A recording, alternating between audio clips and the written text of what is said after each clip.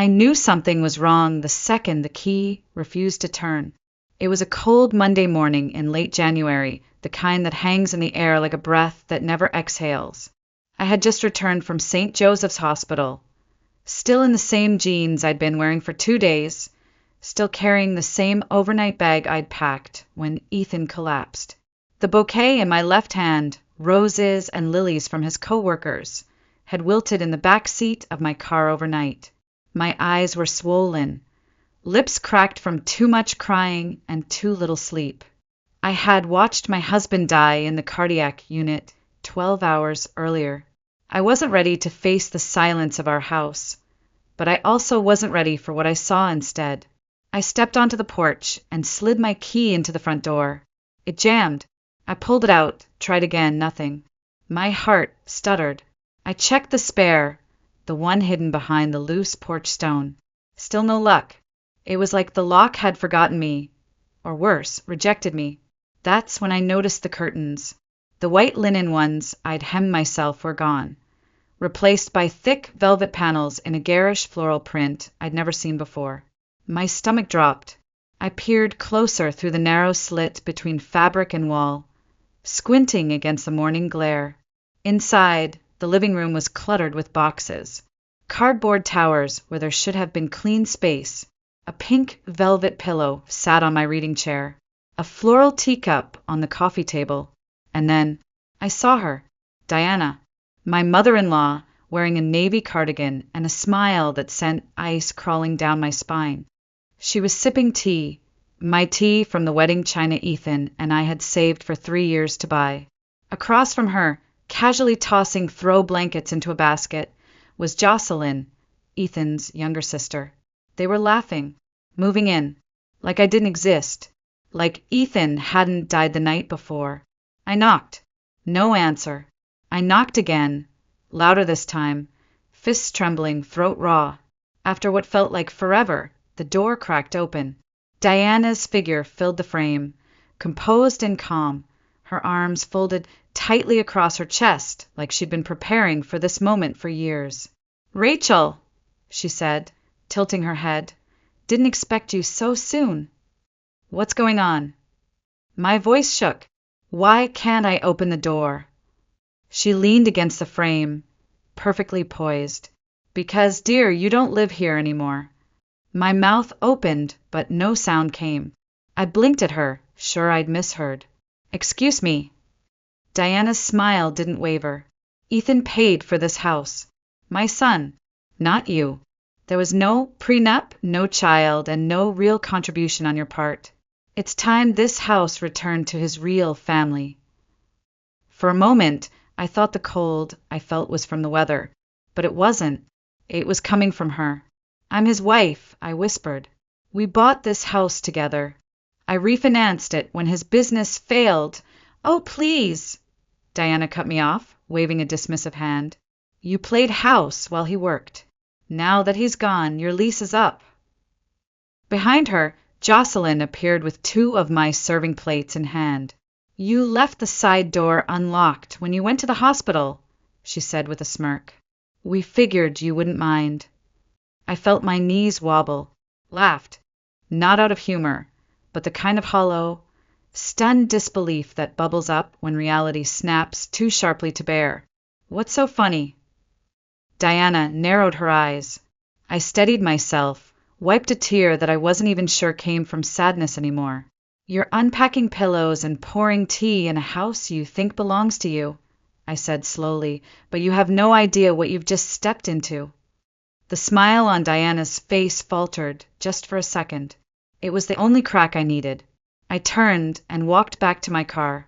My keys were useless now, but I had something better, something she didn't know about yet. And by the time I was done, Diana would wish she'd never touched a single cup in my kitchen. 2 years earlier, almost to the day, I sat at the edge of our front porch, this very porch, watching Ethan run his hands through his hair in frustration. It was January then, too, just colder, darker. His startup had collapsed the week before. The bank had frozen his business accounts. His credit score had tanked. I remember the way he couldn't look at me directly when he said it. They might take the house, Rachel. He wasn't a weak man. But that day, I saw him cracked open in a way I never had before. It was the same house Diana now claimed belonged to the real family. I made a decision the next morning, quietly, without a word to Ethan. I got dressed, drove to the credit union, and started the refinance process. I moved the mortgage into my name using the small nest egg I'd been saving since I left my interior design job 10 years ago. I hadn't told anyone, not Ethan, not my parents, and certainly not Diana. She would have used it as proof that he'd failed as a man. The process took weeks. I picked up a freelance job to start making the payments. Ethan never asked where the mortgage confirmations were going. He was too busy recovering, emotionally and physically. I kept things afloat, fixed the faucet, budgeted the groceries, painted the hallway. I watched our home survive on the strength of my silence. Diana, of course, never knew. She only visited on holidays, never stayed long. She hated the South. Thought Savannah was too humid, too soft, too forgiving. I'd hear her voice echo through the guest room. Ethan, you were meant for more than this floral wallpaper and street jazz. And Ethan would smile that tired smile and whisper to me later in bed, she just doesn't understand peace. I never wanted to confront her. Not then. Not even now. I just wanted space to grieve, to be alone in the only place that still smelled like him. Instead, she changed the locks. I sat in my car outside the house for a long time after that confrontation. The January air seeped into my coat, but I didn't move. I didn't cry. It was like my body didn't even know how to react anymore.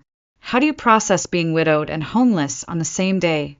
Eventually, I drove to a motel just off Highway 204, a place that reeked of bleach and mold and something vaguely chemical. I used Ethan's emergency credit card, the only one still active, and rented a room for 3 nights. I sat on the edge of the bed staring at my bag. I hadn't packed clothes, just hospital papers, a book I never opened, and the last voicemail Ethan left me the night before his heart gave out. I played it, once, twice. Then I shut my phone off. That night I didn't sleep. I kept picturing Diana sitting in my chair, Jocelyn eating off my plates, and the hallway filled with boxes of their things. They hadn't even let the body go cold before staking their claim. The next morning, Tuesday, I woke up to the sound of church bells. St. Francis down the street rang them every hour. I sat up slowly, brushed the knots out of my hair, and stared at the blank motel ceiling. My fingers ached from clenching the sheets all night. My throat burned. And then I did something I never imagined myself doing. I picked up the phone and called the funeral home. Good morning, a gentle voice answered. St. Matthew's Memorial, this is Margaret. Yes, I said, voice steadier than I expected. This is Rachel Monroe. I need to update the guest list for Ethan Monroe's service. A pause. Of course, Mrs. Monroe. What changes would you like to make? I didn't hesitate. Remove Diana Monroe and Jocelyn Monroe from the list. Another pause, this time longer. Understood. I ended the call before she could ask why. It wasn't spite. It wasn't vengeance. Not yet. It was boundary. The first one I had drawn in over a decade of holding my tongue. And for the first time since Ethan died, I felt something that almost resembled control. Tuesday afternoon, I returned to the house, not through the front, but by circling the block and parking discreetly behind the row of hedges that separated our backyard from the neighbors. I waited, watched. Diana's car wasn't in the driveway. No sign of Jocelyn either. The side door, the one leading from the laundry room to the back porch, had always had a faulty latch. Ethan meant to fix it for months. I knew how to slip it open without a sound. Inside, the house smelled different. Not bad, just foreign. The lavender air fresheners I hated were everywhere. My framed photos had vanished from the hallway walls, replaced by landscape prints I didn't recognize. There was a sharp pang in my chest as I realized someone had rearranged the throw pillows on the couch Ethan's side of the sofa was empty. No blanket, no coffee mug, no trace. I didn't have time to mourn. I moved quickly. Ethan's office was tucked in the back of the house, between the guest room and the laundry. A small, windowless room filled with wires, books, and the smell of his cologne. Diana hated that space. She called it a digital junkyard. That's why I figured she wouldn't touch it. I was right. The room was just as he left it, chaotic, overly organized in that way only he understood. Papers stacked into columns, receipts half-sorted, USBs labeled in his neat, all-capital handwriting. I stood in the doorway for a moment, letting the silence settle around me like a second skin. Then I went to work. Top drawer, receipts from a freelance job. Second drawer, business cards, old flash drives, and a sticky note reminding him to cancel a dentist appointment. I rifled through them all, unsure what I was looking for, just chasing a memory or maybe a signature. Anything that could tie him, this place, and me back together. And then I saw it, a slim, black folder wedged between two instruction manuals on his desk. Across the top in his unmistakable hand, "Postnup, do not discard." I froze. We never signed a prenup. Not once. We married in our mid-30s, broke but in love, trusting each other implicitly. Ethan joked that paperwork ruined the romance. But a postnup? I opened the folder slowly. Inside were 3 printed pages on legal letterhead, dated 2 weeks after our second anniversary. I scanned for my name, his name, signatures, terms, and there it was under a highlighted clause. In the event of the husband's passing, all jointly owned assets, including real estate, are to be transferred wholly to Rachel Monroe, unless otherwise specified in a last will and testament. There was no will, but this was binding. At the back of the folder, I found a folded sheet of notebook paper. The handwriting was unmistakable. Ethan's casual slant, darker ink than usual. For short lines, "If you're reading this, it means something awful has happened. If Mom tries anything, show this to your lawyer. You know how she is. Keep this safe, Ratch." My breath caught. It was the first time I'd seen his handwriting since the hospital. The curve of the R in my name, the way he still signed just E, like a note passed in class. My knees buckled and I had to sit down. I read the note twice, 3 times. My heart ached with something too complicated to name. Grief, vindication, guilt, maybe even gratitude. Ethan knew. On some level, he knew Diana wouldn't stop. And despite all his flaws, he had tried to protect me the only way he knew how. I tucked the folder into my coat and left the house through the back door, just as I'd come in. That night, back at the motel, I didn't sleep again. But I didn't cry either. Instead, I stayed up rereading the postnup until the words stopped blurring. By sunrise, I had called Angela Flores, my old college roommate turned real estate attorney, and scheduled a meeting. Because now I had the paperwork and just enough anger to use it. Wednesday afternoon arrived gray and listless, the kind of day where even the sun seemed reluctant to show up. I had just returned from my meeting with Angela, who, despite not seeing me in years, had wrapped me in a hug like no time had passed. She didn't ask how I was, just looked me in the eye and said, "We're going to make this right." I was halfway through a bowl of instant soup in the motel kitchenette when I heard it, the sharp knock at the door. 3 quick raps, the kind of knock that carries entitlement. I opened the curtain just enough to see the outline of Diana standing outside, dressed in black like she'd walked straight out of a soap opera. Next to her was a man in a gray suit, square jaw, clipboard in hand, wedding band gleaming. Lawyer. I didn't open the door. Instead, I stepped outside, coat zipped to the chin, folder in hand. I closed the motel room behind me and met them in the parking lot, where the wind whipped Diana's scarf sideways. "Rachel," she said, smiling thinly. "This is Mr. Langley, my family attorney. We're here to discuss next steps regarding the house." Next steps. I repeated, my voice even.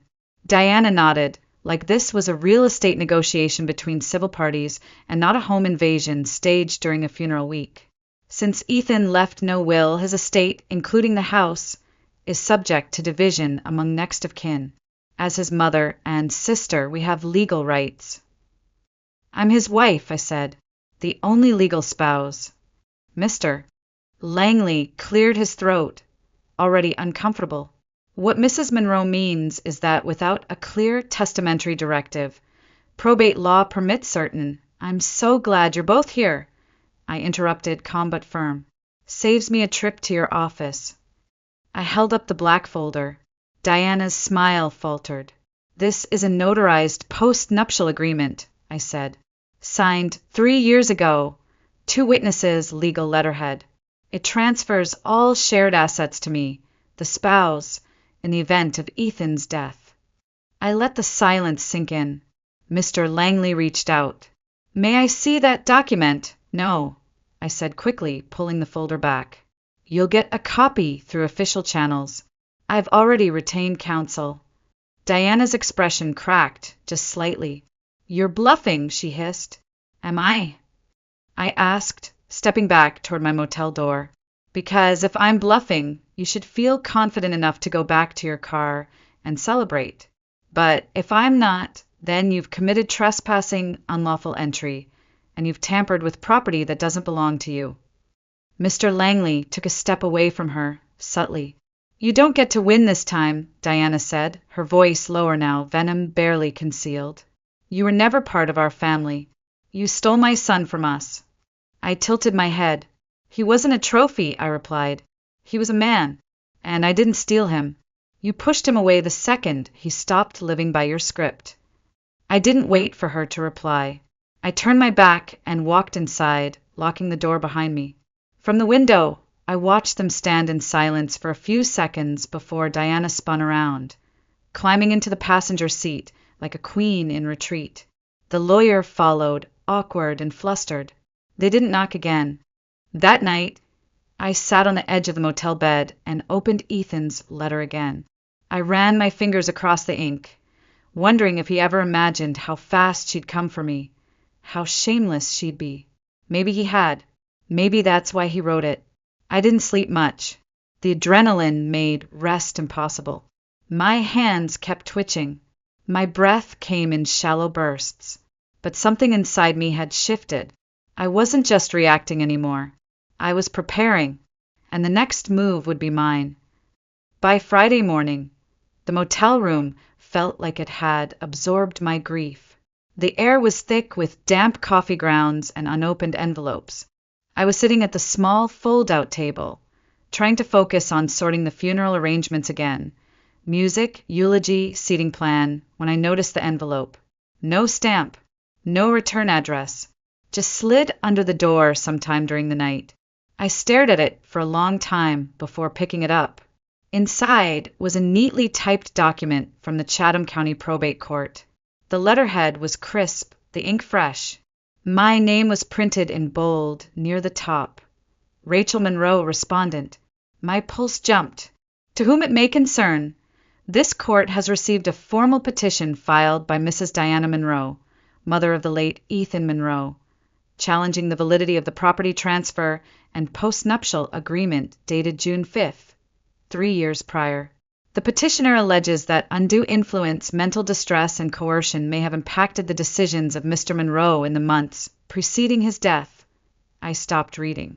She was accusing me of manipulating him, of controlling him while he was weak, of exploiting the man I loved in order to steal his house. I dropped the letter on the table like it burned my skin. The rage that flooded me was slow and hot like molasses over flame. Not explosive, not even loud, just steady, just final. I picked up my phone and called Angela. I figured you'd call, she said before I could say anything. She's saying I coerced him, I said flatly, that I forced him to sign the postnup. Angela's voice was calm, too calm. That's not new. It's what people do when they don't have legal footing. They sling mud and hope something sticks. She wants to take everything, I whispered. Not just the house. She wants to rewrite who he was. who we were. She wants control, Angela corrected. This isn't about money, Rachel. It never was. I stared at the corner of the ceiling, feeling that cold motel air wrap around my ankles. I want to fight her, I said. Not just stop her. I want to destroy her. Angela paused. Then her tone shifted, steel under velvet. Good. But we do it smart. You don't speak to her. You don't respond. You let me build this like a wall, one brick at a time. We hung up. I stared at the court letter for a long time, then folded it, slid it back into the envelope, and tucked it into my suitcase. That afternoon, I received a text message from a number I hadn't seen in over a year. James Harding, Ethan's former business partner. Hey, Rachel. I don't want to get involved, but Diana reached out. She asked about Ethan's mental state during the last few months. Wanted to know if I had emails, medical stuff, anything about confusion or forgetfulness. I didn't say anything, but she mentioned that one investor meeting, remember? He came back pretty out of it. I just wanted to give you a heads up. I stared at the message until the screen went dark. Of course I remembered that day. 3 months before Ethan died. He'd come home from a client meeting pale and shaken. Said he forgot where he parked. Forgot the name of the guy he'd just met. He blamed it on stress. Insomnia. Too much caffeine. But Diana, she must have gotten wind of it. She was building a case.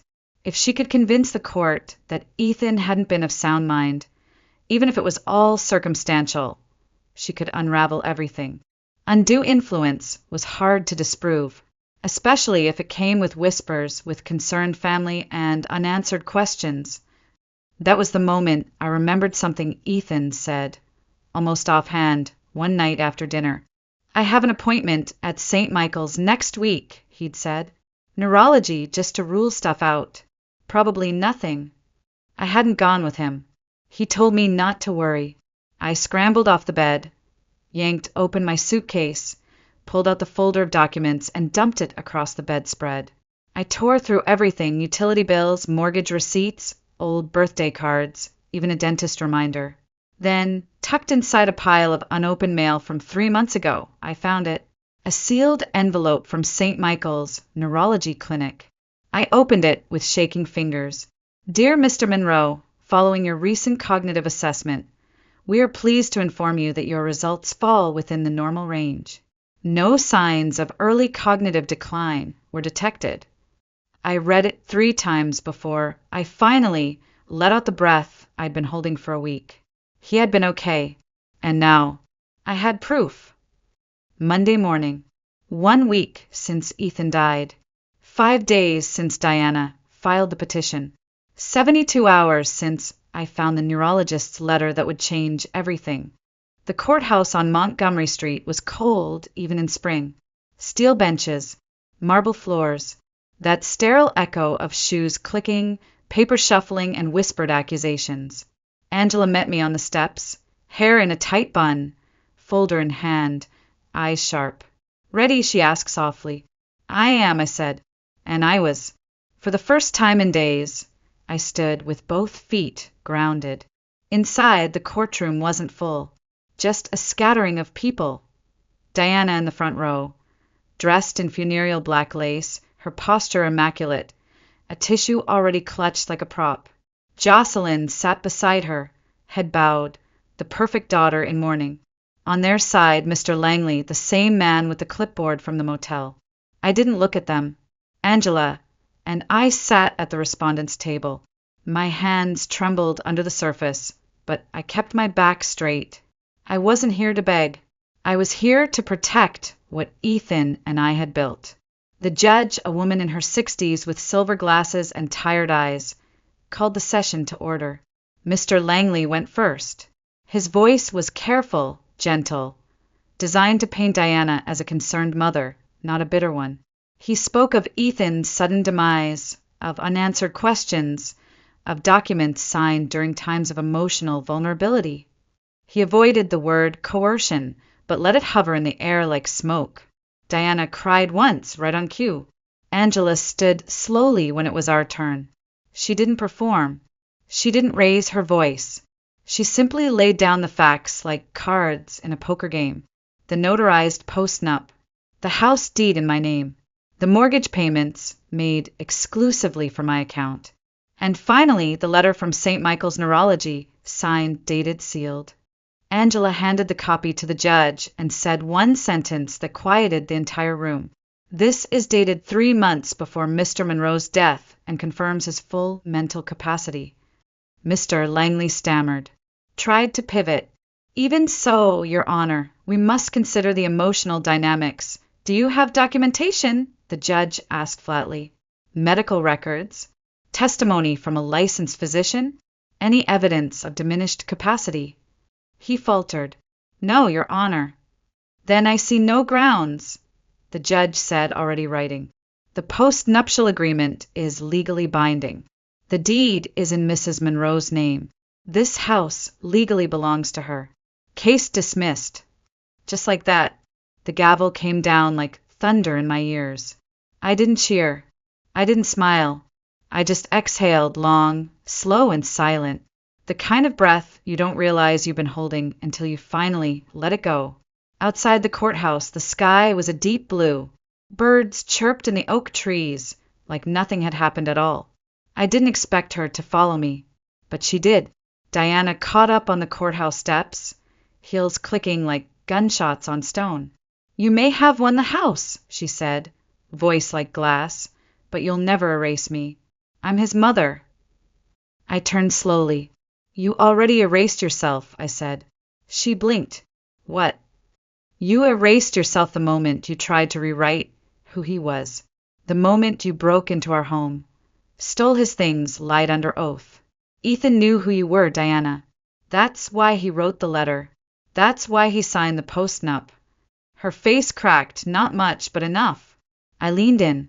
And if you come near me again, I won't need a courtroom to protect myself. I've already filed the restraining order. She stepped back. You can't keep me from his funeral, she hissed. I already did, I replied without raising my voice. I called the funeral home the morning after you changed the locks. Your name is off the list. If you show up, they'll escort you out. Her mouth twisted. You vindictive little. No, I said, cutting her off. I'm not vindictive. I'm free.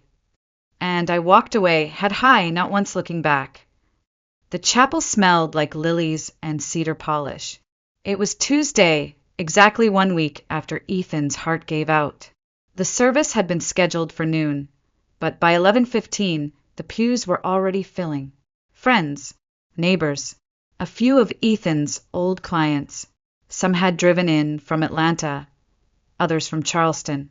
Many hadn't seen us in years. I'm so sorry, they whispered as they hugged me. He loved you so much. He always talked about your garden plans. He said you were the only calm he ever knew. I nodded, smiled softly, swallowed words I couldn't afford to speak.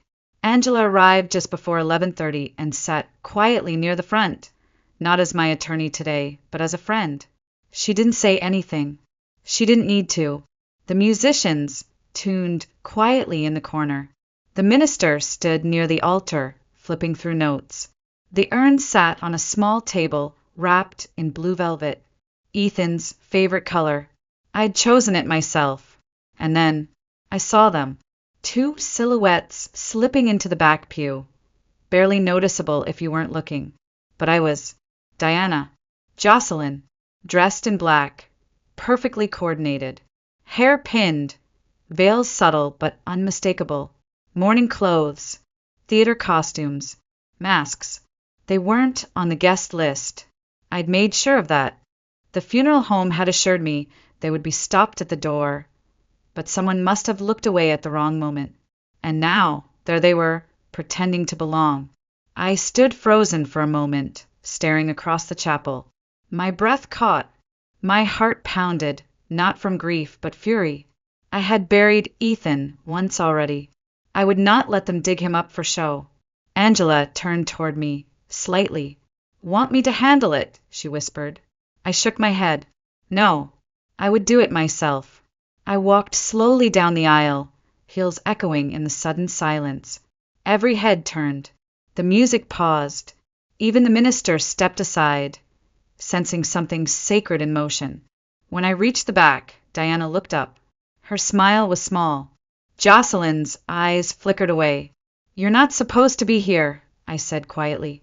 "We're not leaving," Diana replied, voice low and proud. "I gave birth to him." "Then you should have respected his wishes." "I'm his mother." "And I'm his wife." My tone didn't rise. The only one he chose. She straightened, defiant.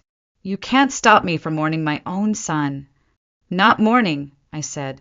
"Performing." She blinked. "I will walk out right now," I added. "And I'll take the minister with me. We'll finish the service at a park, at a parking lot, at a kitchen table, I don't care.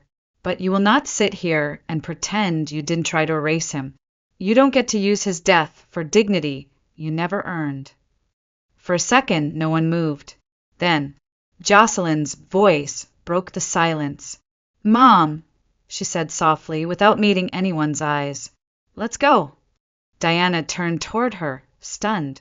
"We're not wanted here," Jocelyn added. "Let's stop pretending." She stood, and slowly, Diana followed. There was no scene, no screaming, no tug of war, just the sound of two pairs of heels walking away, and the soft click of the chapel door closing behind them. When I turned back toward the altar, the entire room exhaled. I walked slowly to the front. The music resumed. The minister nodded, and with my hand steady, I stood before Ethan's urn and said goodbye. Not surrounded by liars, not interrupted by venom, but wrapped in silence, in truth, and in the love of people who actually knew who he was. And for the first time since he died, I felt peace. The day after the funeral, the house was silent. Not the kind of silence that comforts, but the kind that watches you, waits for you to crack. I stood at the kitchen sink in Ethan's old sweatshirt, fingers wrapped around a chipped mug. The coffee had gone cold an hour ago, but I hadn't moved. Outside the window, the garden was bare, just turned soil and the beginnings of what would come later. Maybe, if I could keep going. I turned around slowly, half expecting to see Ethan sitting at the table, humming some off-key song, legs kicked up like he always did. But the chair was empty. The mug was his. The silence was mine. I had survived the funeral, survived court, but I hadn't stopped waiting for the other shoe to drop. So when I looked out the front window and saw Diana's car parked across the street, I wasn't surprised. It was early, barely 7 a.m. The engine was off. The windows rolled halfway down. A slow stream of cigarette smoke curled through the air. She sat still, hands resting on the wheel, staring straight ahead. She didn't knock, didn't approach, just watched. I didn't move either. I didn't call Angela. I didn't take a picture for evidence. I just picked up my coffee, walked calmly out onto the front porch, and stood there, barefoot, hair undone, mug in hand. I met her eyes. She flicked her cigarette out the window. The car rumbled to life, and then she drove away. No threats, no shouting, no final word. Just gone. But I knew it wasn't surrender. It was retreat, a reminder, her way of saying I still exist. I went back inside, locked the door, and exhaled. That night I didn't sleep. Not from fear, not anymore, but from something quieter, heavier, like my body still bracing for impact, even when the danger had passed. For 3 days, she didn't come back. I spent them cleaning, sorting Ethan's files, touching every drawer and surface he'd once used. The process was brutal. Each receipt a memory, each pen with his bite mark a tiny cut to the chest. On the third afternoon, I found his old gardening notebook, the one he used to fill with plans, doodles, dreams of a backyard space where things could grow without judgment. He had drawn marigolds, labeled every seed, even taped down a packet with a note for Ratch. "One day when you're ready." I wasn't ready, but I went outside anyway. I dug where he marked, turned the soil with bare hands, planted every seed, watered them gently, sat beside them as the sun went down. And for a moment, I forgot the lawsuits, the accusations, the funeral seating chart.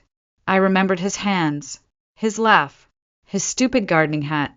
And when I went back to the front door that night, I found the envelope.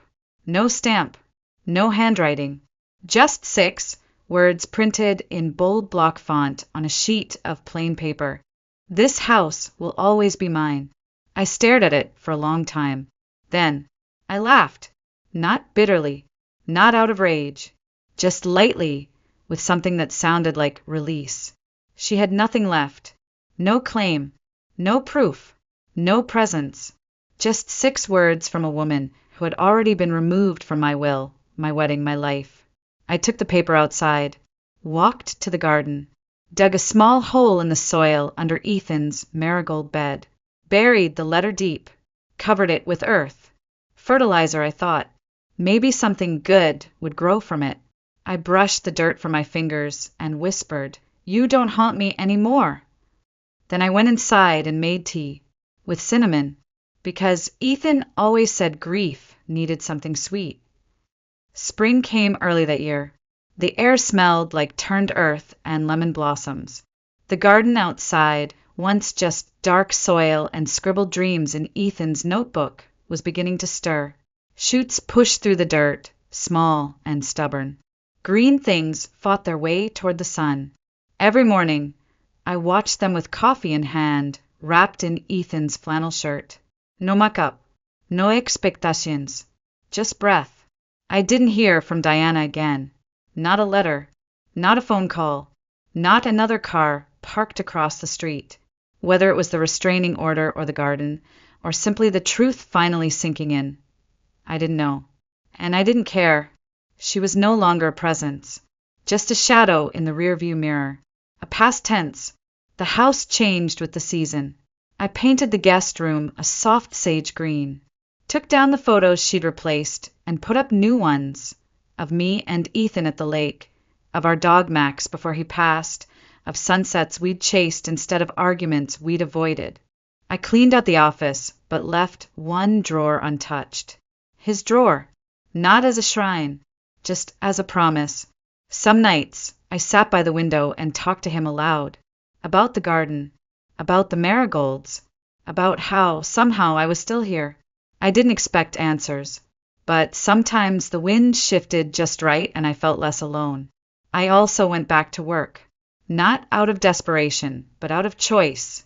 I reopened my interior design business, small at first, one client at a time. A grieving widow who wanted to repaint her kitchen to feel less like his space. A retired couple building a sunroom to grow orchids.